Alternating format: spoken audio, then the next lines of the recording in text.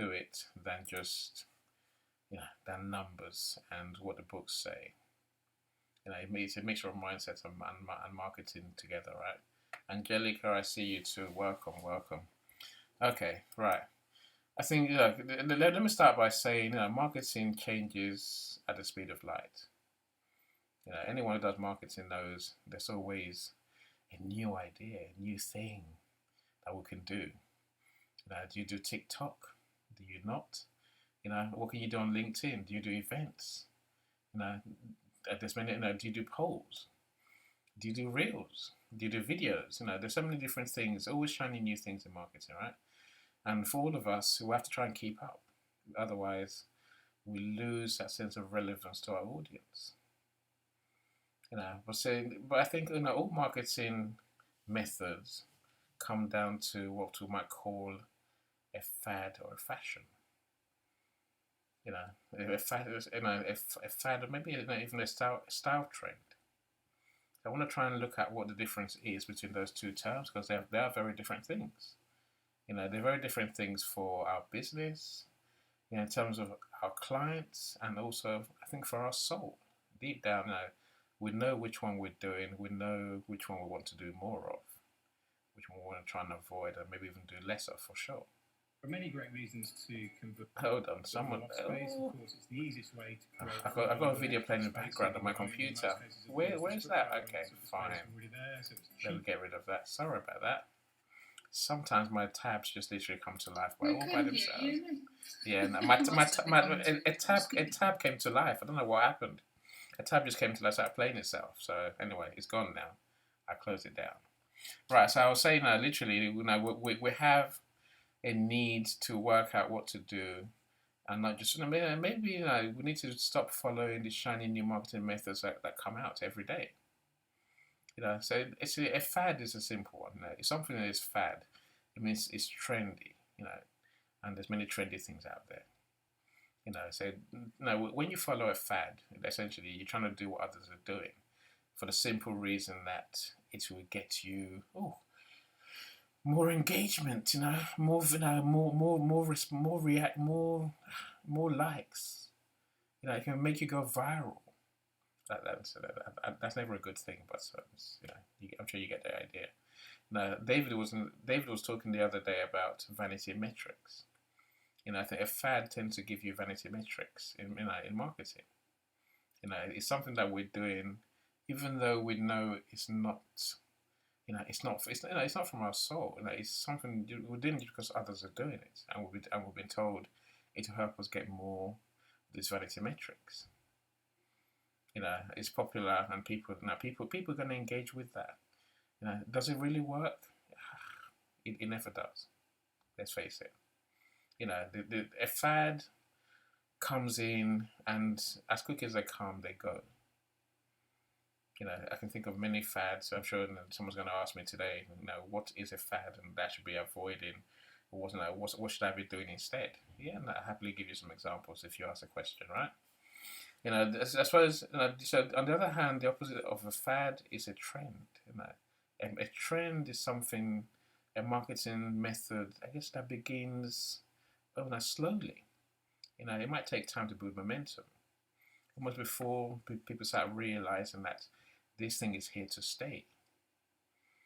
So these audio rooms, for example, a year and a half ago, these audio rooms were just starting on LinkedIn. Now, of course, they've always been there for a long time on other platforms.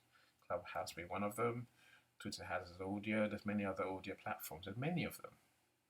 And people are still asking today, are audio rooms, are they really worth it? I've got people still say to me, everyone here, we're too small for their liking. We're not marketing directors. We're not the people that they want to do business with. But I think people will soon find out that audio rooms are not going anywhere. The platforms are invested in audio because it's a marketing tactic that adds value to everyone. It adds value to us as speakers. It adds value to you as the audience. It adds value to the organisers and those who are involved and the customers that we're here to serve. Look, I suppose the difference between a fad and a trend is simply, a trend lasts. It endures. It's going to be here for a long time. Whereas a fad will literally here today and gone tomorrow. So you know, what do why do we want to follow in the fashion and let go of the trend? You know, I suppose. Look, I'll be honest with you. You know, if you, maybe I should answer the question now. What is a fad? Let me give a couple of examples. Let's see how it sits with you. A fad makes us feel that icky feeling because it doesn't quite align with what we think and what we believe and what we think is right for marketing. There's a lot of mindset work is dealing with your feelings. Donna, I know you well enough, and you and I have talked marketing long enough, and I know you are very tuned into what feels right for you. Do you want to talk a bit about that? How do you know what feels right, and why is that important to you? Yeah, that's a great question, Annie. And if you're a business owner here, it doesn't matter what you're doing, because we are made of energy. Our mind is in every cell of our body, and it interacts. Our emotion is the same as a feeling, as our energy and motion. They're all the same thing. But the key thing to take away here is your emotion is whatever your dominant emotion is in your body, in your thought process, in your story. That's what you're going to attract more of. And so when you're talking about that icky feeling or that fads, you're talking about tuning into your intuition. A really easy thing to do here is just, if you close down your eyes, if you're in a safe space and you feel okay to do so, just close down your eyes for a few minutes and just allow yourself to notice the feeling. Ask yourself, how do I feel about how I'm showing up at the minute with what I'm doing in my business? What Annie's talking about here. Am I following fads? Am I always following the next shiny object? Or am I sure, have I got this locked down? Am I so in tune with myself that I know what I'm doing is the right path for me? I know that what I'm doing is creating the results that I desire, but most importantly, that it aligns with me, it aligns with who I am. It's not sleazy, it's not undercutting anybody, it's not doing anything underhand, I'm not duping anybody. What I'm doing is coming from truth. Why I'm here to serve is coming from a place of love, of respect, of understanding, of authenticity, and I just want to help people. Go to the feeling now that is in your body. So if what I've said has irked you, has triggered you, if you're feeling a ball or a knot somewhere in your stomach, in your shoulders, in your head, in your abdomen, in your solar plexus, just under the rib cage, right under your breastbone, where is the energy sitting? Or do you feel that certainty within? Do you feel that energy? And it's just a resting energy. It's just an ease and flow. And you're like, yeah, I've got this. I know, because I know that I know, and I'm skilled with this. And this is the right way for me. This is the difference, folks, in what Emmy's talking about and tuning in. And it just doesn't go in application to a fad for your business or what's right.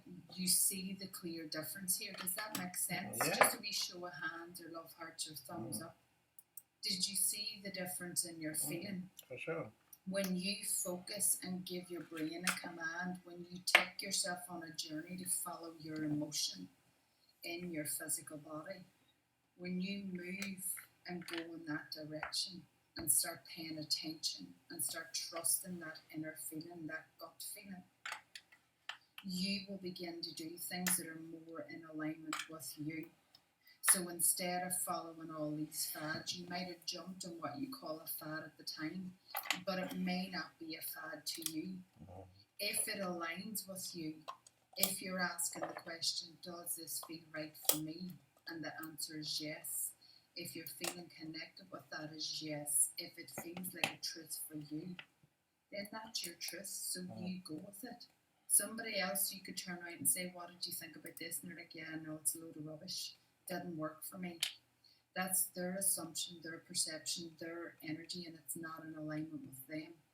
But if it's in alignment with you, it's about you learning through mind shifting. That when you tune into yourself, you're the source of everything. You are the source of your abundance, your purpose, your reality, what you bring to light. So pay attention to your emotions with what you're doing in your business, with how you are putting yourself forward, what marketing tools you use. But it even goes broader in your business, Annie. Because I always say to you, what type of employees are you calling in? Are they in alignment with your values and vision for your business? Are they in alignment for the vision that you're putting out there and the people you want to attract? Because if they're not, then again, your energy, what you're putting into your business is not going to connect if you have the wrong people surrounding you in it. So these are just some key things, and I hope they help and answer the question. Yeah, no, they definitely do. I think your feeling is at the heart of this. The way we feel when we do things. As you say, Don, it's not just marketing. It's for every part of our business, really. We have to learn to do what feels right. What brings us joy almost. I say when we do, I say coming back to my topic and to say mindset in general, when we do what feels right, more often than not, what feels right is giving people values, helping people, making a difference to people's lives. Rather than something cheap, as Donna says, clickbait, spamming people. So there's things that just feel icky, and when we're doing them, we know we're doing them, and we know that we have that not good feeling. We have to learn to literally stop ourselves when we get that feeling and say, no, this is not right for me. This is not the thing. It doesn't feel right. I'm not going to do it. Simple as that. So if I go back to the point that fads always feel odd, and they always, more importantly, they don't work. So I would go as far as saying, if you're doing a marketing technique, a method that's not working, look at it properly and truly ask yourself, does this feel right? Is that why it's not working? When we feel something is not right, we don't put as much effort into it. We don't innovate, we don't change. So, but Donna, I like how you mentioned the reality, which is that if you've been in business, like my friend David and Tanya, for the last 25 years, you're going to have seen many trends come and go. You're going to have seen many things that were fashionable come and go. David and I will tell you, and Tanya will tell you about, there was a time when AdWords was a thing to do. Alas, everything changes.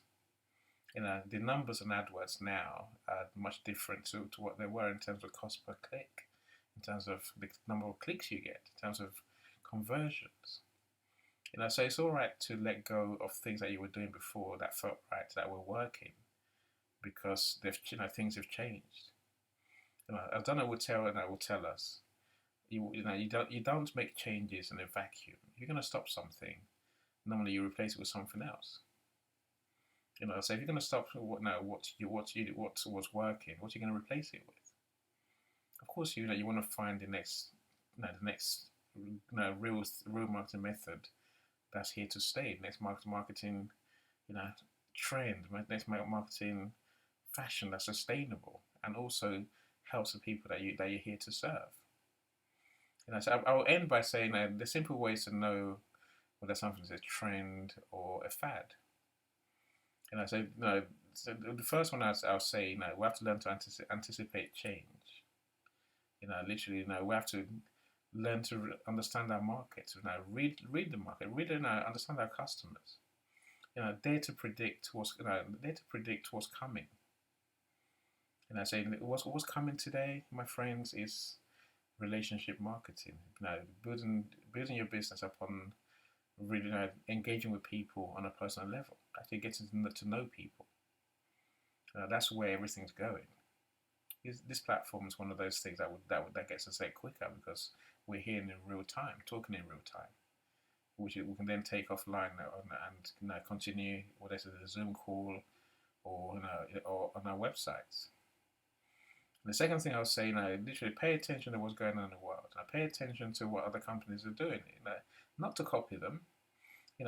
Only a fool bury their head in the sand like an ostrich and say, "I'm not looking. I'm not looking. I'm not looking." Because if things are going on around you, you have to ask yourself, does that feel right for me? It's the same conversation we're having, right? Does that feel right? Does that look right? Could that work for us? Of course, there's a place for that, for sure. You might want to come and talk to someone like me, a marketer. There's other marketers in the audience, maybe even more experienced business owners. Certainly, a coach is one you might want to talk to. These are people who know and can sort of guide you in the right direction. Here's what people are doing more of. Here's why. Here's what people are leaving behind for good reason. And here's why. So those who understand marketing can definitely guide you in that sense. So number 4 of how you can know what feels right is simply talk to your customers, talk to your audience, talk to your target market. David mentioned doing market research. It's so true.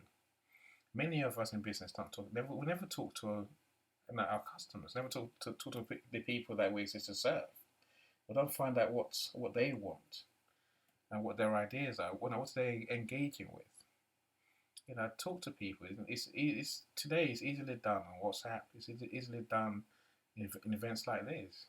Actually go out there and just talk to them, listen to them. So now the biggie, which is the last way to really know what is and what isn't. As Donald said earlier, follow your instincts. The power of instinct is huge. We have to learn to trust ourselves. This is probably the essence of mindset practice and coaching that I've had. Trusting your gut instinct. Your gut never lies. It never ever lies. Of course, sometimes you might be wrong, but your gut is trying to protect it. It will tell you what's right for you. But of course, they try and protect you from the things that are not right for you. I might even go as far as saying, from learning from Donna, is simply to ask a question and ponder on the question. And some of us will get downloads, essentially, instruction from higher powers is what I call it, where suddenly you get a flash of, oh, yeah, that's what I need to be doing. I can see how I can use that. It feels right. It's right. It's helping people. It's helping me in my business. And then try and see see how it works. If it's working, keep doing it. If it's not working, then change again, right? But literally, be intentional about listening to your feelings. Be intentional about listening to your gut and doing what's right, what feels right, rather than what others are doing necessarily. Let's try and turn trends into our successes. Because when we do that, my friends, it's we worry less about doing the wrong things and doing things that don't work for our business. That's me for today. That's me doing my topic on why you want accepted, to be liked, to be known. But when you actually are present with yourself and have that understanding, grab your ego, lift it up by the ears and drop it and just say, right, okay, so is this another shiny object for me? What is it that I'm really looking for here? And start by tuning into you and asking a better question. When you adopt this method and start tuning in, notice your emotion. What is this telling me?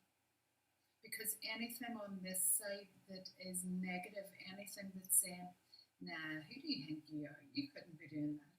Nah, that's not right for you. No, that's too hard. No, that's too long. No, that's too much money. No, that's never going to work. No, that would work for everybody but me. Anything with that negative kind of aspect or connotation, folks, is not your intuition, because your intuition is here to guide you, to support you always in the right direction. This is your inner critic. This is the ego. This is the thing that bashes you, that voice that sits saying, who do you think you are? And we all have that. But when you understand that that's the ego and then bring yourself to a practice of neutrality. Okay, so this guy fractures me all the time, but he's holding me back. So if I go neutral, if I just sit here and close down my eyes and say, right, no judgment, no negative aspect, and any negative that comes in is not supporting me, so it's ego. So anything that does support me, what do I need to do? What's the question? Focus on your breath, folks. Focus closing the eyes because you think in images. What's supporting me? What do I need right now? Is this thing that I'm looking at, is it the right next step for me? Is it something that I need more intellectual information on? Does it feel like a good call to explore and expand further? When you pay attention to yourself, you will always get an answer. And trust your gut feeling, trust that intuition. And follow the method of do it now. Whatever you're guided to do. Is it email someone? Is it jump on a call with somebody? Is it text someone? Or is it to make the decision that actually, no, this is not the right thing for me, so I am going to scratch that off. It's done, it's dusted, and then move on. And again, you can start by asking the question. So if that's not the right next step for me, what am I seeking? What is the right next step? Does that make sense? Yeah. These are powerful tools, any that I know me and you use all the time, that I use with all my clients, because we're driven by our emotions. We're hardwired in our subconscious by our emotions, our energy in motion. And that is our point of attraction. That is where our results come from. That's the part that creates everything that we want. And that's why clarity and understanding where you want to go is so important. So, do you want to bring DJ? Yeah, I definitely do. I love how you say that. It sounds simple because it is simple, really. Like you say, when we learn to respond to our feelings, everything is simpler, and life is that simple. When things are not right,